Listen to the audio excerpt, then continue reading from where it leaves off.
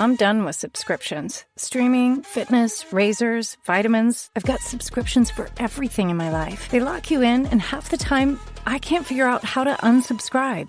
That's why I'm so excited about the new Blue Apron. Now you can get delicious meals delivered with no subscription needed, including new pre-made options. Keep the flavor, ditch the subscription. Get 20% off your first 2 orders with code APRON20. Terms and conditions apply. Visit blueapron.com/terms for more. This episode is brought to you by Progressive Insurance. Do you ever think about switching insurance companies to see if you could save some cash?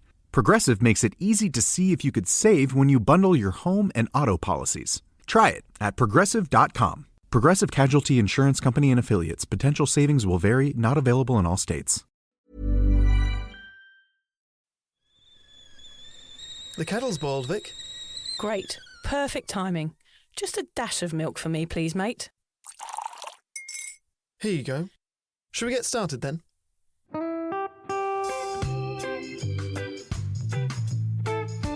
Have you ever woken up on a Sunday morning and said, I'm never drinking again, and then found yourself waving $50 at a barman by happy hour?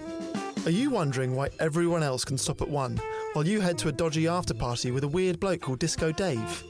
If so, it might be time to take a deeper look at your relationship with your reliable social crutch, alcohol. On each episode, we'll investigate our own dysfunctional dealings with booze and find out if it's possible to stop this deeply ingrained habit before things get too messy. Yep, we're going to open up a shame shed of humiliating drinking stories to help you understand why waking up from a booze coma each weekend with a kebab sticking out of your top pocket might actually be negatively impacting your health. Hamish and I are here to delve into what it's like being sober, an unwanted warts and all look into why giving up those cheeky pints or putting down those mummy wines will make you feel happier, help your anxiety and mental health, and turn you into the most sparkly, authentic version of you. Won't that mean I become boring though, Vic? Well, Hamish, we'll just have to wait and see. I'm Victoria Vanstone. I'm Hamish Adams-Cairns. And this is Sober Awkward.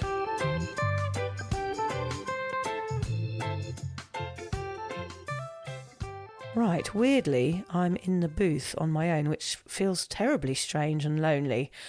I'm here with a cheeky bonus episode of Sober Awkward, you'll be pleased to hear. I didn't want you to go a whole week without some toilet humour and some sober inspiration. Hamish and I recorded a chat about loneliness a couple of weeks ago.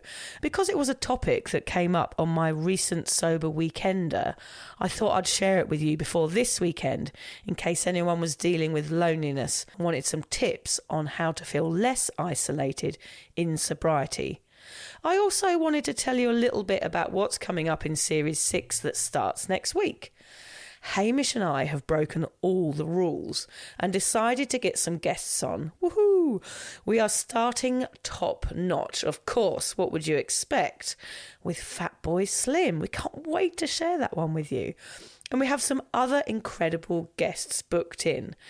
We plan on releasing one guest episode per month, intertwined with your usual Sober Awkward episodes. Also, coming up in Season 6, we're going to have a chat about dopamine, about red flags, about hormones, and what it's like being sober on Tinder.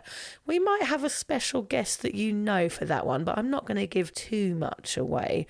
If you would like to buy one of our Sober Awkward t-shirts, I may as well tell them about you now because I'm in here on my own and I feel like waffling away.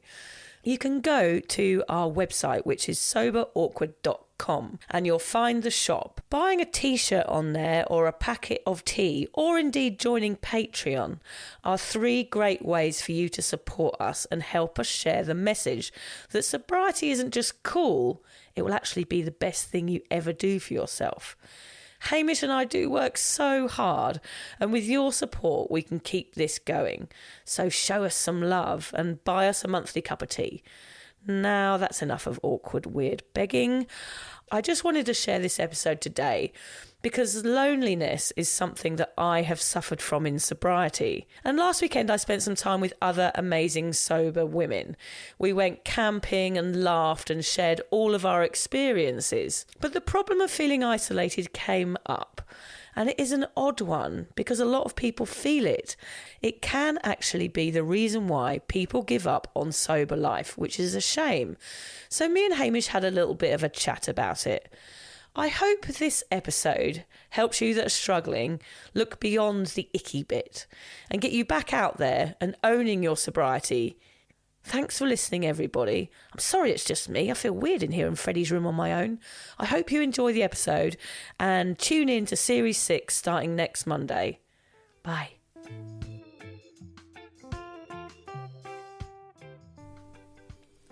Lonely, I am so lonely, Mr. Lonely. Oh dear, Hamish, can you stop that, please?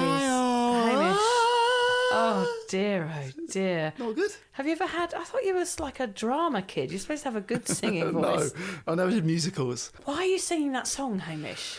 Well, today's episode, the clue was in the song. Oh. Was lonely.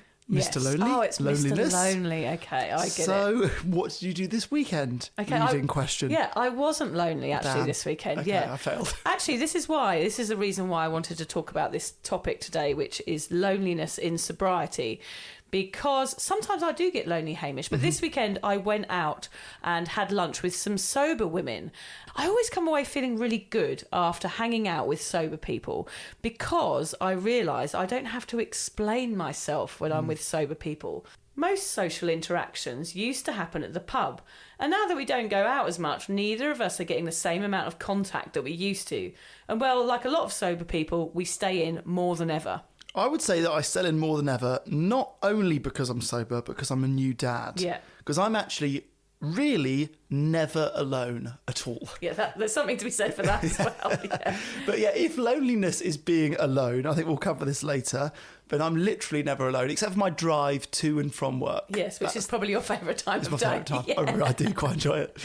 Yeah. So I rarely feel lonely in that sense. So for me, the loneliness weirdly comes when I'm surrounded by people, but they are maybe drunk people. Yes. And so you can feel lonely in a room full of people. That's what I have experienced at weddings or big boozy events. So true. For some, they find out they are shy when they quit drinking. More of an introvert, like Lucy found out. I could never get Lucy out, Hamish. She was happy at home with a cup of tea and a grim British crime drama. I literally had to drag her out the front door by the ear in the early days of her sobriety. Actually, Hamish, you've got quite a lot to grab onto there, haven't you, your ears? First my nose, then my height, now my ears. Yeah. Just stop. Is that fat shaming? Length shaming. Stop length shaming me. Yeah, I'm ear shaming. You are. Yeah. Today we want to discuss why staying at home feels so safe, why it's imperative to keep going out, living your life, and how to overcome that initial phase of sobriety isolation. Oh, yes, that's a good term, sobriety That is. isolation. Did you come up with that? Yes, thank you. That is good. I should get paid for that. You should write a book. I should write a sobriety isolation, the diaries. Yeah. We want you to go away from this podcast feeling less alone in your sober journey. And knowing that the world is patiently waiting for your triumphant return. Loneliness is that negative feeling that arises when our social needs are unmet by the quantity and quality of our current social relationships. As social beings, we rely on safe, secure social surroundings to survive and thrive. That is like a lot of S's. Yes. Social beings. Wow. When we begin to feel lonely, we experience heightened feelings of vulnerability, which can take a toll on both our bodies and our mind. Loneliness is common. It affects around 1 in 3 adults. And after a few years with the pandemic driving people to isolate more often, loneliness is a feeling that many of us might still be experiencing. I just wanted to interject there, Hamish, and tell you about the time I worked for Meals on Wheels. Mm-hmm. That was a time where I really experienced the loneliness of others. I had to deliver the meals to people in the community around here on the Sunshine Coast, and I didn't realise, it says 1 in 3 adults, and I'd say that is specifically more older people, because I would deliver meals to people and they would never have seen anyone for the whole day. And you forget sometimes that there are people living all around you that are lonely. It's quite sad, isn't it? Yeah, we actually get that working on the radio here. Yeah. There are people that call up the radio every day that I'm working, not to be like song request or not to be on air, but just to have a catch up.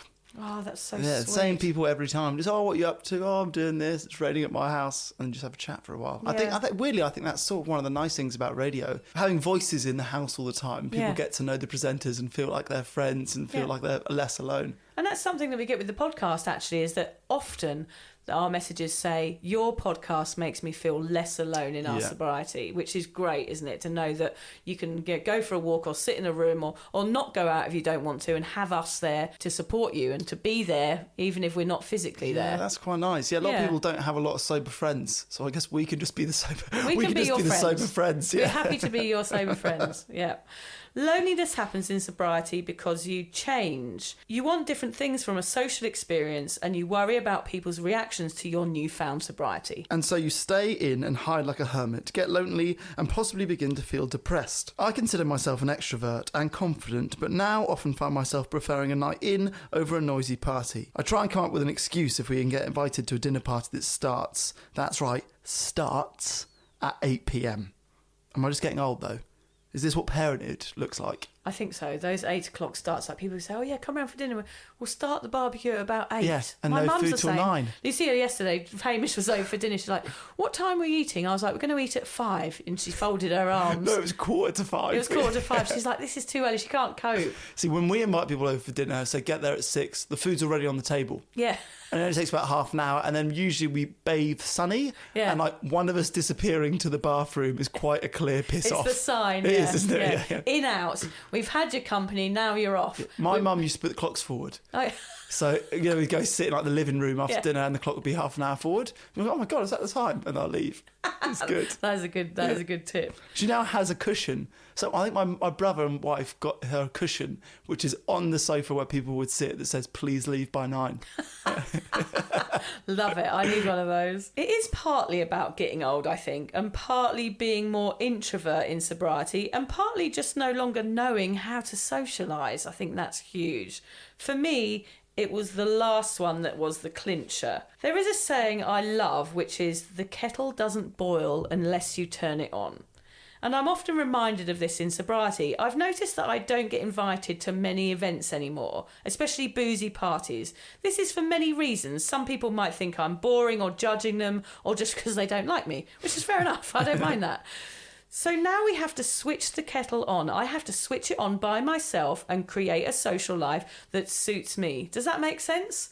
You need to switch on your life rather than wait for somebody else to boil it for you. So you invite yourself to your own parties every time? Yeah, pretty much. Okay. Yeah. Well, are you saying you're about to make a cup of tea? It's a bit weird timing it during the podcast, but yeah, I don't really drink tea. I'll take a chai though, if you are. I don't know. I'm not saying that. No. I'm not actually putting the kettle on now. Oh, okay, sorry. I completely misread the situation. Yeah. Although if you do want a cuppa afterwards, I'll make you one. Thank you. Yeah.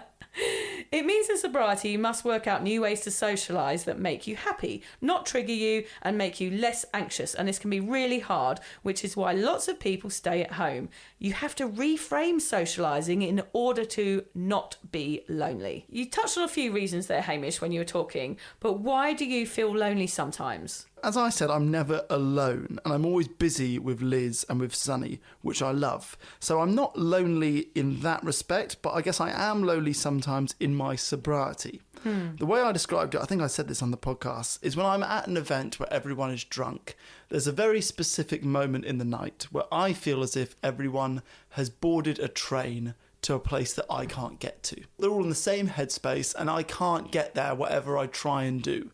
I can be silly, I can dance, I can still hold a good conversation, but I can't get to where they are. Is it about 10 p.m, Hamish? Yeah, probably, yeah. About 10, yeah. Yeah. That can be lonely. Like the weddings, that is when I looked for pregnant women and parents. Yes, yeah. That was what my decision. Although the parents were often more pissed than my mates. Yeah. But pregnant women were my safe space. Although most weddings that I went to, and this is probably a sign of the times, had at least one other sober person who was sober not because they were pregnant.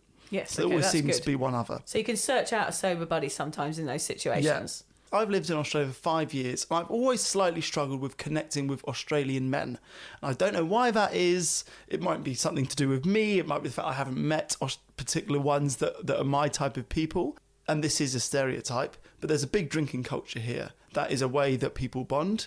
And now I've even taken that out of my repertoire of tools to bond with Australian men. Yeah. So I think it could be even harder, and I might start feeling lonely in that respect. I think you're very open and very extrovert, as we've talked about before. And I think some Australian men are not like that and probably find it a bit much.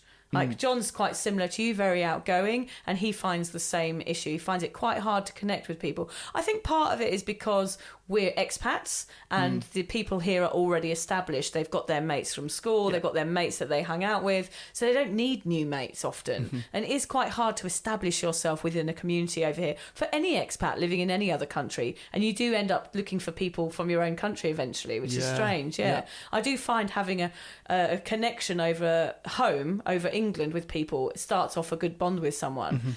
Yeah, and saying, hey, let's meet and go for a pint is a lot more socially acceptable than let's meet and go for a walk or Scrabble at mine. Yeah, it's so true. You almost don't know where to invite someone to, do you? Yeah. Shall we go down the beach? Yeah, it just sounds odd rather than let's go down the pub and have a few pints with our mates. Yeah, so you can't almost establish a connection early on, so therefore it's almost avoided. Earlier we talked about going to bed early, and sometimes on a Friday night I find myself in bed at 8 p.m. I wonder who I am now. It doesn't coincide with who I've been for the last 25 years, so that can be a bit weird. I'm almost disappointed with myself because I've been so brainwashed into believe that staying home is boring, and I think that's part of the issue. Like, we think being at home is boring, whereas in fact it's actually not that boring. It's actually quite cosy, isn't it? I also told you earlier today, so I had dinner here with you last night, got home, Sonny's not well, and we started watching a show. I fell asleep. Sonny woke up. Liz went in there to see if he was all right. She came back. She goes, Hame, you're asleep. We're still in the sevens. Oh, yes, 7 p.m. So sleep. I was in bed and asleep still in the sevens. Oh, see, we're like, that's a win, aren't we? And I'd been out for dinner. I'd been sociable that night. That is a win to me. Like, the earlier the better. Yeah. Well, yeah, so I think we did like 5 or 6 wake-ups before midnight. So Yeah, you know poor you've been Sonny. asleep early when you got 5 or 6 wake-ups. Oh, he's before. teething, isn't he? Yeah, front tooth. So we've got a Sonny who's teething and my poor little Freddie who had to have a tooth pulled out on Friday. Yeah, it's been a very tooth-focused week for us, isn't Yes, it? very toothy week. What about you, Vic? Why do you feel lonely sometimes? Well, it's funny, really. People don't really imagine me as being a lonely person, but I do get lonely occasionally. I'm not sure sometimes who I am socially anymore. I don't know who this person is. It's still taking me time, even 5 years in, to work out who I am in a social situation. And sometimes I fill that gap with who I am with speaking. And then I feel paranoid about what I've said. Okay. So I'll go out and I'll over-talk and be like, yeah, blah, blah, blah, blah. And I walk away feeling quite distressed that I've spoken too much. You think you've dominated conversation? I feel like I've dominated conversation and been a bit of a wanker. I feel comfortable at home, which of course everybody does. I couldn't be bothered with the whole I'm sober convo sometimes. Yeah. Especially being out with non-drinkers, like, why don't you drink? I just can't be asked to answer loads of questions. And I've changed so much, and that can be confronting for people. So that's also hard. I'm not as good as making effort with people. I used to be really desperate to please people, and now I'm not. So that means I don't make as much effort with people. I don't think that's true. I actually do make quite a lot of effort. You make a huge effort with people. Okay, good. Maybe it's people you hate. Yeah, just people like that. I think I'm better at deciding out who I hate. Okay, that's I think good. that's what it is. I think people presume I'm busy when I'm not. And so this is my during the week thing, Hamish. So during the week, I see you on Mondays. We do the podcast, right? Then for the rest of the week, my phone doesn't go. I'm just kind of bumbling around. I get loads of work done. I do lots of writing. I don't go out for lunch with people. I don't go for walks with people. And I get very lonely during the week. And I guess everyone's busy during the week. And that is the problem with having your own business or running your own thing, which is what I do. I run this whole big thing, this sober thing. And I just think people presume I'm busy. Yeah. And actually I'm not. I need breaks. I'm not in an office where you can have a tea break or a smoko break with someone. I'm at home alone and there's no one there to say to you, do you want a cup of tea, or should we go for a walk, or should we have a chat? And I get lonely because I'm running my own business, and I think maybe I need to go to one of those communal workspaces so that I've got people to chat to throughout the day, because I thrive on human connection. When I'm working at home alone, I definitely feel sort of isolated. I would have assumed 3 kids during the school term is mayhem. No, not during the day. I mean, it is mayhem. I'm busy, but I need breaks from that busyness. I think that's what it is. I was very aware when we moved up here, suddenly the phone doesn't ring. Yeah. I think we're used to London, and it's like there's plans every night, Yes. and we're going to theatres, and we're going to shows, and there's birthdays, and then you move away from that, or you move to Queensland, or wherever you move to. And have kids. And have kids. You go, oh, the phone doesn't ring anymore. Yeah, the phone doesn't ring. I don't know whether that's... I think this is a problem with social media as well. People presume you're all right. And it's that thing with depression and suicide. I remember this guy from... Ellen's show committed suicide recently. The guy who did the music for Ellen's show, I think. Yep. And I saw a video of him the day before he committed suicide, where he was doing like a TikTok dance. And I think you just presume everybody's okay because they're doing things like that. There's photos of them with their family. They look happy. Everybody looks nonchalant, like they're having a lovely time. Whereas in fact, people are lonely and sad and depressed, but they don't show that side of themselves online because they don't want anyone to worry about them. And that is an issue in our modern culture, I think, is that people look like they're not lonely, whereas in fact, actually they are. Absolutely. It seems for both of us that we are alone or lonely, perhaps a little more than we would like. I may have cancelled myself, Hamish. Oh, you reckon you cancelled? Yeah, I've cancelled myself. Is that allowed? Yes, allowed. It's frowned on. It's understandable, though. Cancelling yourself feels easier than putting this sober version of you out there. I know I was worried my mates would think I was a boring wanker now, but surprisingly, they might still think I'm a wanker. Yeah, they won't tell you, though. Surprisingly, a recent survey shows that 91% of males between the ages of 18 and 35 wouldn't care if a mate chose not to drink on a night out. And that has actually been my lived experience, which I was surprised by. I'm so surprised by that and joyful I feel about that. So really, that thing that we get into our head about people not accepting us as being sober is starting to change. So if we do go out and say, I don't drink, there's 91% of males in Australia would say, don't worry about it, mate, that's fine. So there's only 9% that would give you a hard time. Because I think a lot of people stay in during those early years because they just, like you said, I don't want to talk about it. I don't want to talk about why I'm sober. And actually, my experience is you say I'm sober, and there aren't follow-up questions. People are just accepting, whatever, you don't need to drink. Does that mean you're only 9% wanker? Yeah, 9% wanker, 91% total bloody legend. Yeah, that's so true. Not a bad result, I reckon. So those opinions of others that we spend so much time stressing over don't actually exist. That's right. We're coming into an era of more accepting views. As a society, we're beginning to understand that it's personal choice to drink or not, and we respect the decisions of our friends. If they are not drinking, they have a good reason, and that is enough. Yeah, just saying I'm sober should be enough. Yeah, instead of the old, come on, what's wrong with you? Nowadays, you might just get a good on you, mate, which is an incredible leap forward for all of mankind, I reckon.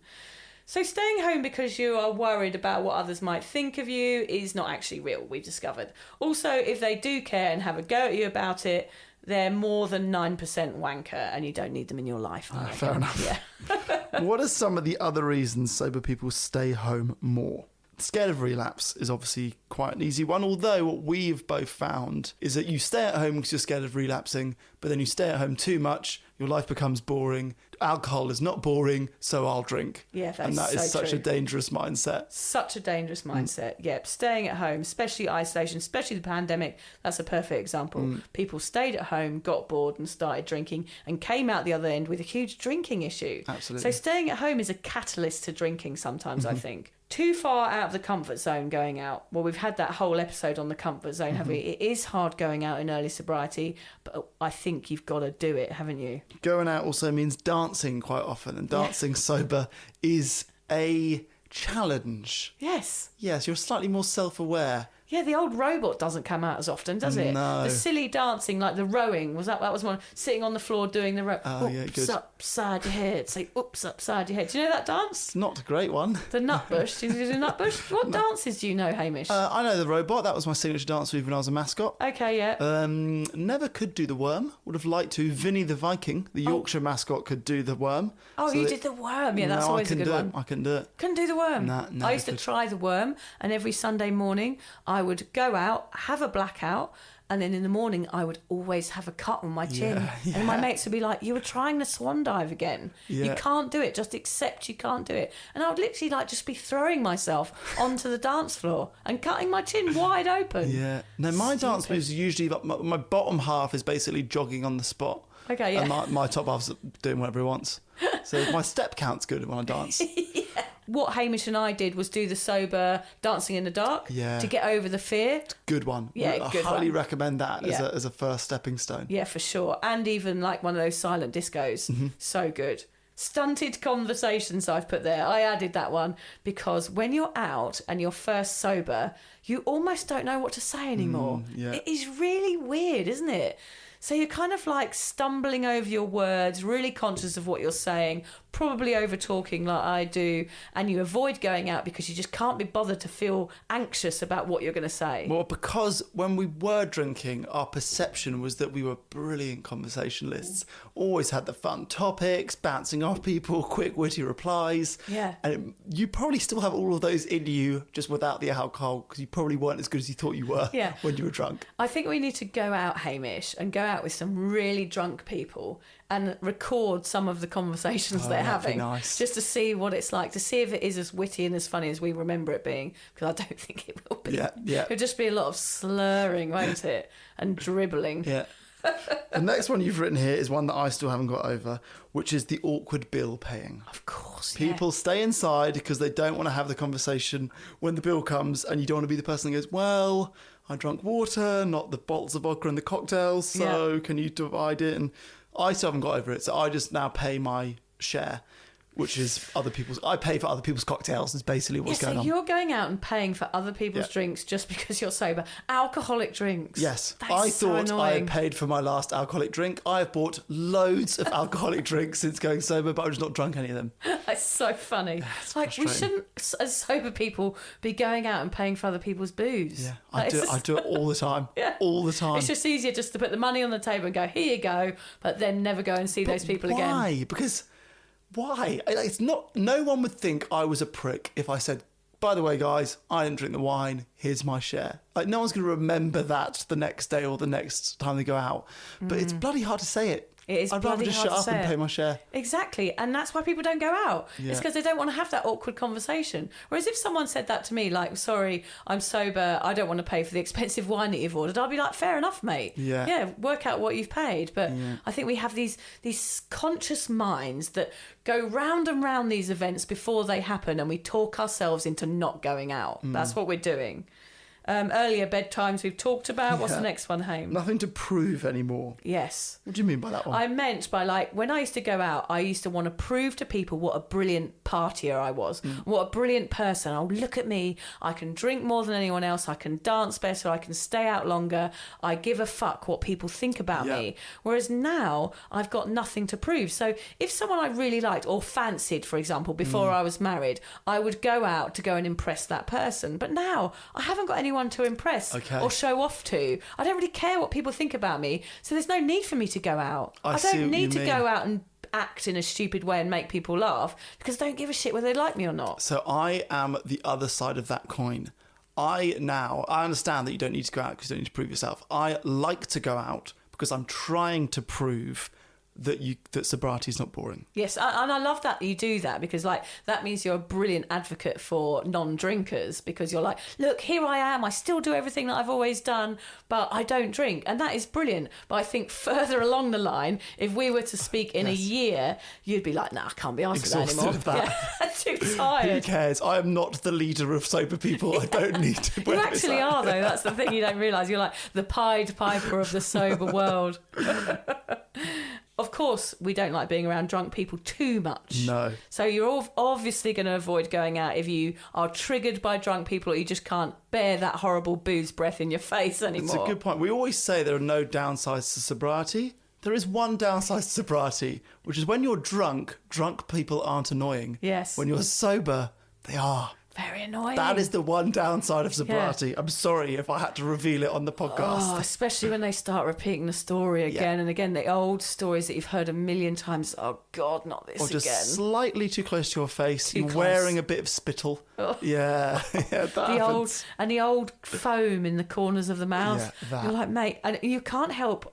This sounds terrible, but because I have been that person, I've been that drunk person for many, many years, so I feel like I'm allowed to say this, but like the spit in the corner of the mouth and just kind of being this floppy mess, it just isn't a good look, is it? No. And you feel like when you're in that moment that you're kind of like this goddess. I used to think I was gorgeous when I was drunk, but now I look back and go, oh my God, I was just a dribbly mess. Yeah. These are all great reasons. It makes me just want to make a cup of cocoa and put my feet up. maybe I'm missing out a bit now I'm sober, because I feel like interacting with other humans has to be part of life. It's what energises me. Is that right, Vic? Well, I had a look into this. Humans are social animals, it's true. I wanted to find out why it's healthy for sober people to keep socialising, though. And the results are quite simple, really. Luckily for us, Hame, there are no long words or maths involved in this. Because, we're not very good at the old maths, number 52. It's really all about other people stimulating your well-being. It's proven that going out and being social is good for you and can help nip loneliness in the bud if you make positive connections with other humans. That's what it's all about, connecting with people, be it online, via a letter, or in person with a local barrister that's making you coffee. It will all help you. Hang on, is the barrister making your coffee or is the barista making you coffee? Well, I had this conversation with Mum last night. She had a friend who was training to be a barrister. And we were all like, oh, God, that's amazing. We thought she was going to be a lawyer, but she's actually training to make coffee. Nothing wrong with that, though, of course. If you've got the barrister making you coffee, you've done well. Yeah. You've walked into a coffee shop, there's a barrister sitting next to you. Oi, you, mate. Flat white. Yeah. How dare you, he'd say. I'm off to court. Here are some reasons why socialising in your sobriety are good for you. The first one, of course, is your mental health. It stimulates all of those good dopamines, Hamish, which we talked about before. All of those good enzymes. Are they enzymes, Sure. Hamish? Shall I try and say scientific words? Neurotransmitter? Yes, something to do with that.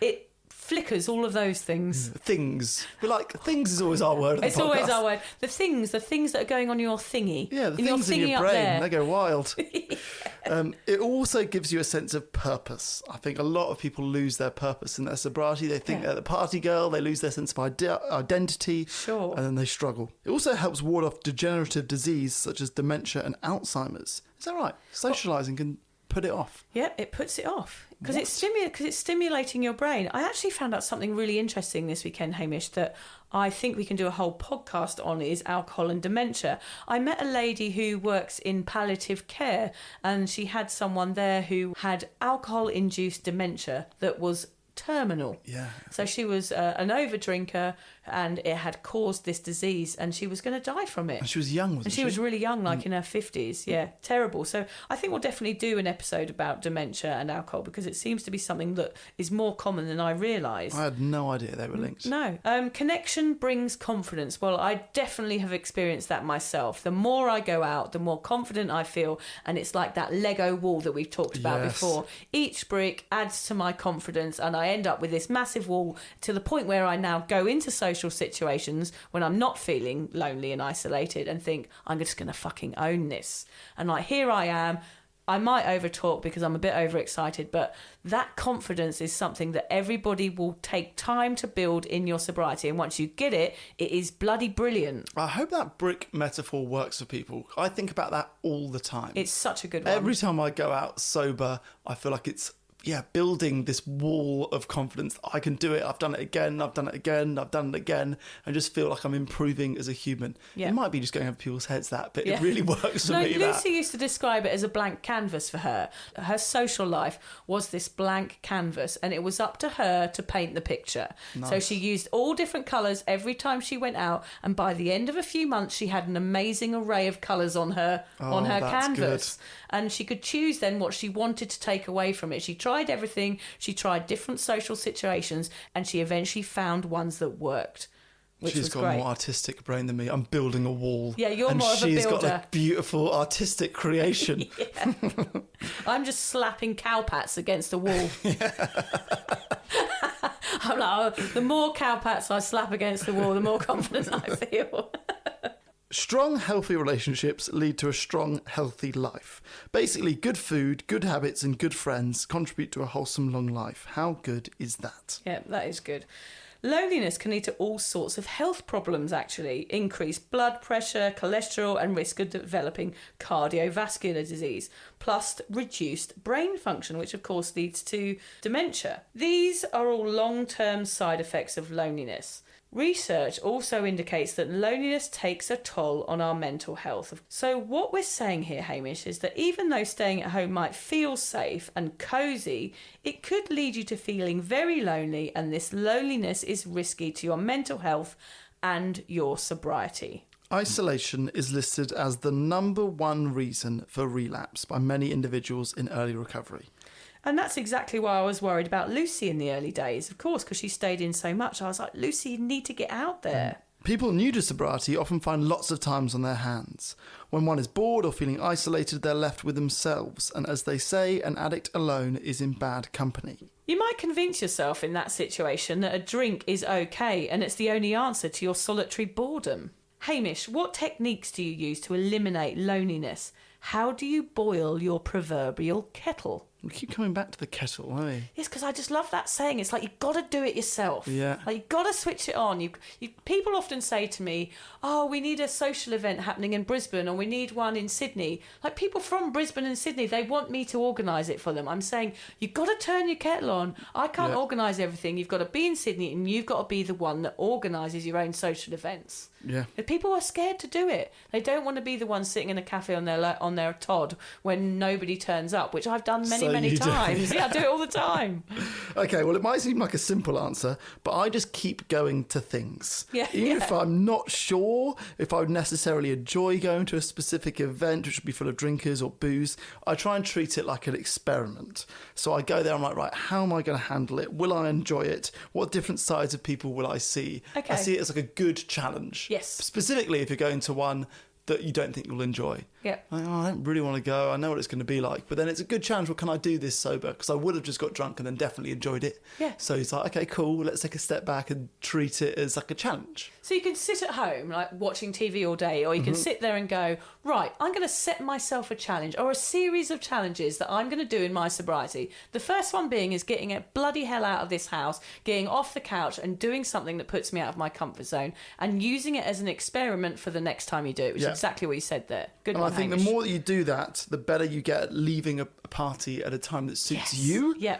And if you've perfected the skill of leaving a party when you want, there's very little frightening about going to a party. Yeah. Like you can just leave. Just leave. Yeah. Yeah. Having a child is a good excuse for that, by the way. Even if you don't have a child, just say you have a child. He lied yesterday, didn't you? Yeah, he was very well. Yeah. Slept very well last night. That rash was just me with a red pen dotting him. Apparently Sonny had a rash, but yeah, Hamish had the red marker out Just on him. Liz doesn't like you, so she didn't want to come. Fair enough. At least I know the truth now. Outside of drinking, I think that the shift of having a far less busy social life with a new family is one that just needs to be accepted. You know, I think it's easy for me to look at my life and go, well, I don't go out very much. You know, I'm pretty quiet. I don't do a lot of social things anymore. How dull. But actually, I'm just at a different stage of life now. And I'm quite happy being at home with Liz and Sonny and just hanging out as the three of us. And it's just got to accept the fact that this is a different chapter of my journey. Yeah, and I also think that life is about chapters. Like, I had my kid chapter, I had my drinking chapter, now I've got my family chapter, and eventually I'll have my retirement chapter. And I think, like, splicing your life up like that and going, like, this is okay for now. I don't have to be that person that I was all the time. I can change and evolve, and now I'm going to do this, and in the future I might do this. I think it changes. I think life changes, and if we're more accepting of those changes, it's going to be easier to evolve. Just got to find the right partner. I remember when I met Liz, I remember thinking, this is the most entertaining human I've ever met. Yeah. So even if we didn't get married, I would have been best mates with her and hang out all the time. Yeah. So it's even doing crap things with her is good fun. Yeah. So that's lovely, Hamish. You're very sweet. I'm lucky. You are very lucky. So it's important. Whereas I'm really cursed with my husband, yeah, you've got a dull one. So dull. Actually, I always say to people go, oh, isn't John lovely? You're so lucky. I said, oh, he's a bit boring sometimes. But I think sometimes people, like, let's talk about this for a second, Hamish.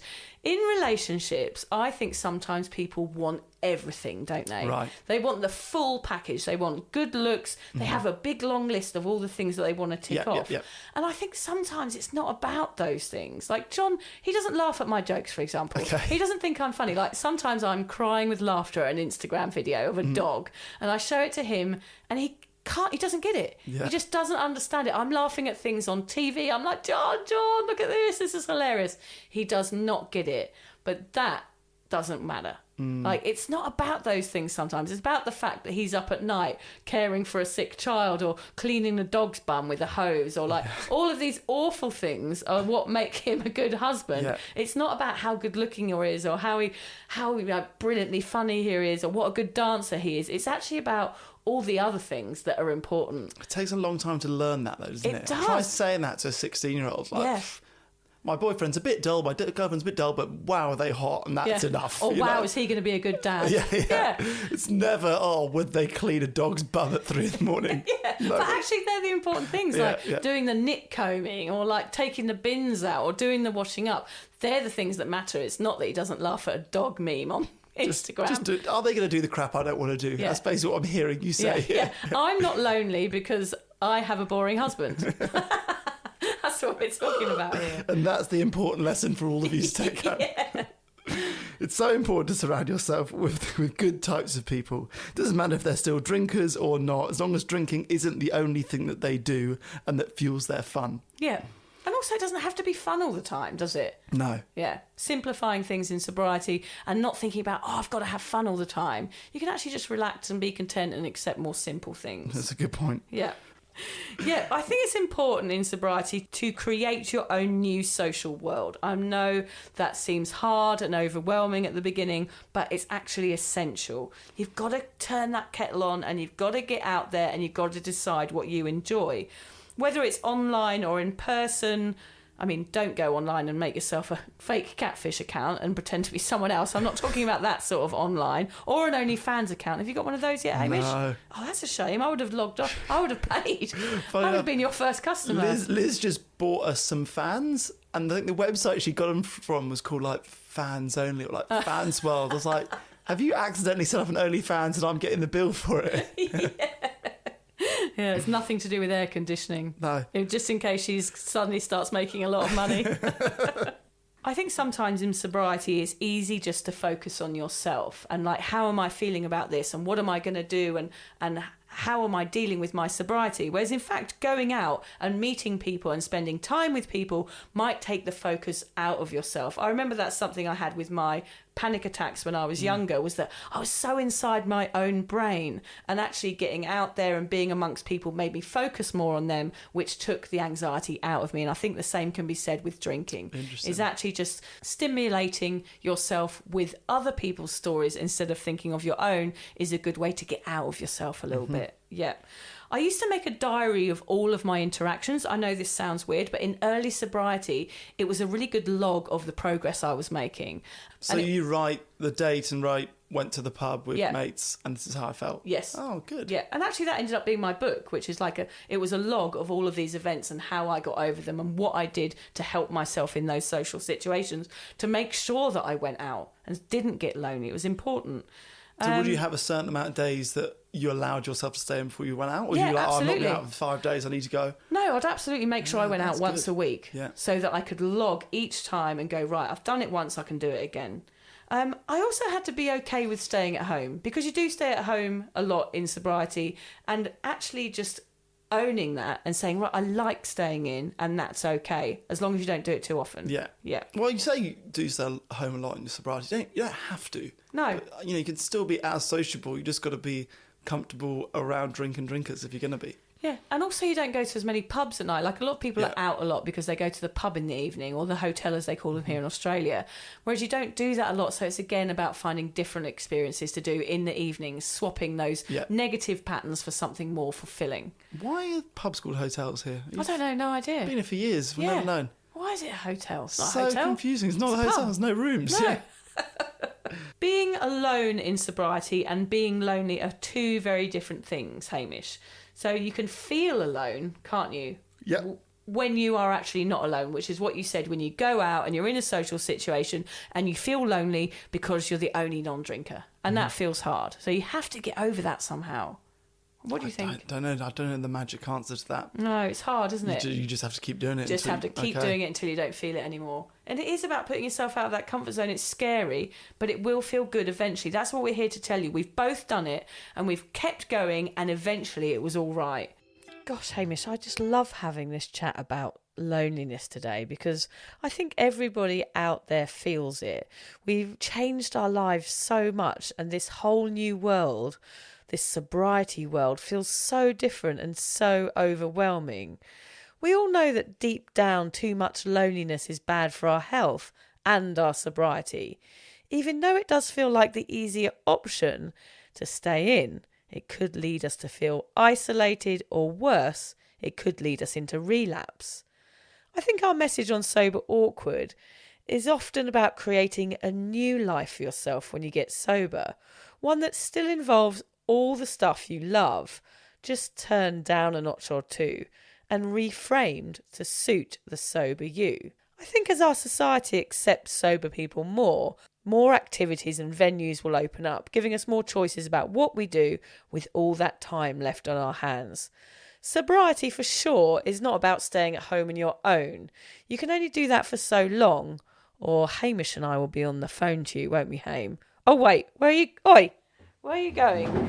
Oh, he's written a note here, wait a second. It says, I'm off for an ice bath, a gym class, a writing workshop, a massage, a crossword, a meet up, a beach walk, and then I'm going to text some people that won't text me back and email some strangers, then a swim.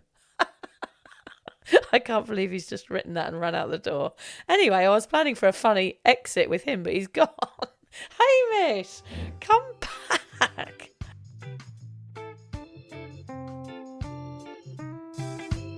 If you're questioning your relationship with booze, you're struggling to moderate, or your hangovers are causing anxiety, it might be time to reach out for some support.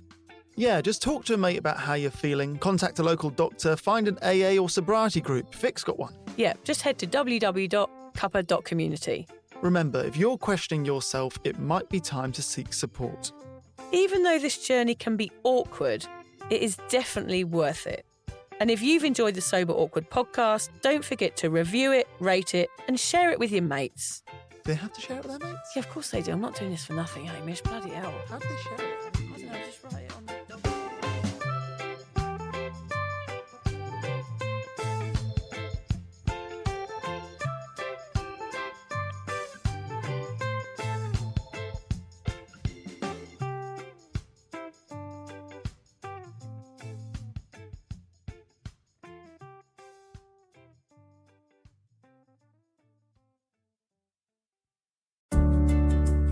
Hi there. I wanted to tell you about a podcast that I think every single one of you will benefit from. It's called Therapy Works, and it's hosted by me, Julia Samuel. I'm a best-selling author and psychotherapist. I invite you into my therapy room where I speak to either a known or unknown guest. Topics range from the difficulties of divorce, a life-changing illness, to the struggles of motherhood. Search Therapy Works now, wherever you get your podcasts, and subscribe to make sure you never miss an episode.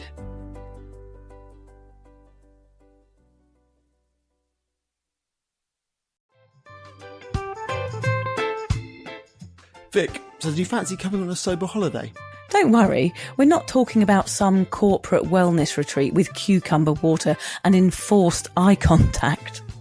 No, this is a Sober Awkward retreat. 8 days of sun, sweat, laughter, and absolutely no hangovers. Yep, it's all happening in Thailand next October. Picture this: yoga at sunrise, writing workshops, ice baths, Thai boxing, and lots of awkward sober dancing under the stars. It's a proper holiday with proper weirdos. Our kind of people. Yeah. You'll meet legends who've also given the booze a boot and want to have fun without feeling like a social reject.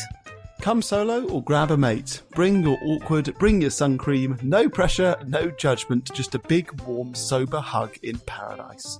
All the info is at soberawkward.com/retreats. Come and get sweaty with us, emotionally and physically, in our all-inclusive jungle resort.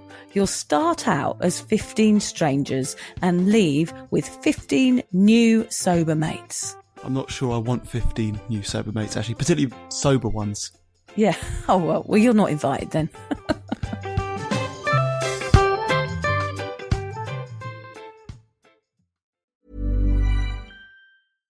Hannah Burner, are those the cozy Tommy John pajamas you're buying? Paige DeSorbo, they are Tommy John. And yes, I'm stocking up because they make the best holiday gifts. So generous. Well, I'm a generous girly, especially when it comes to me. So I'm grabbing the softest sleepwear, comfiest underwear, and best fitting loungewear. So nothing for your bestie? Of course I'm getting my dad, Tommy John. Oh, and you, of course. It's giving holiday gifting made easy. Exactly. Cozy, comfy, everyone's happy. Gift everyone on your list, including yourself, with Tommy John and get 40% off site-wide right now at TommyJohn.com/comfort. This episode is brought to you by Progressive Insurance.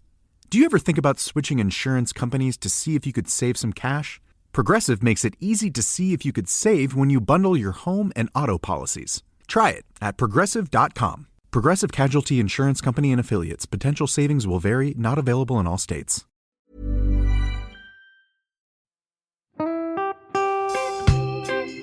So, as you probably know, my comedy memoir, 1,000 Wasted Sundays, is officially out. All my magnificent fuck-uppery in one awkward hit. If you'd like to get your hands on a copy, it's now available from all good bookstores. We always say all good bookstores, don't we? Yeah. Are there bad bookstores? No, it's probably ones with moody sellers. Oh yeah, really depressed librarian folk. Yes, Okay, yeah. So there are probably some, but we're only storing it in the good ones. It's only made it into the goodies. You can also get it from all good online retailers. The print version and ebook are out now, and the audiobook will be available in March. I've been writing my memoir for 5 years. It will make you laugh, cry and cringe, and hopefully inspire a few people to reconsider their relationship with booze. If you love the podcast, then I think you'll love the book, even if I do say so myself. Hamish has read it. What did you think? I feel like I know a little bit too much about you now, to be honest, Vic. Look, I really loved it. It was hilarious and surprisingly moving, but I feel like I've seen you naked in a literary sense. Yeah. Does that make sense? Yeah, that's worrying. Yeah. From an emotional point of view, seriously, it wobbled my teeny weeny wooden heart, Vic. Okay. My teeny little wooden heart. Well, his wooden heart is broken. Anyway, so if you do manage to get your filthy mitts on a copy, please do me a favour and head to goodreads.com and give me a review. Doing that will help me get it out there to those that need a bit of sober support. So there you have it. My story, unwanted warts and all. Come and get awkward with me. Not to be too demanding or anything, but seriously, go and buy it now. Yeah, go and buy it right now. Yeah, don't just tell your friends, buy it, and then buy your friends one or two. Yeah, don't give them a copy, buy it, yeah. And you know what? Don't be careful where you store it. If you lose it, you can always buy another 5. Buy another one. Yeah.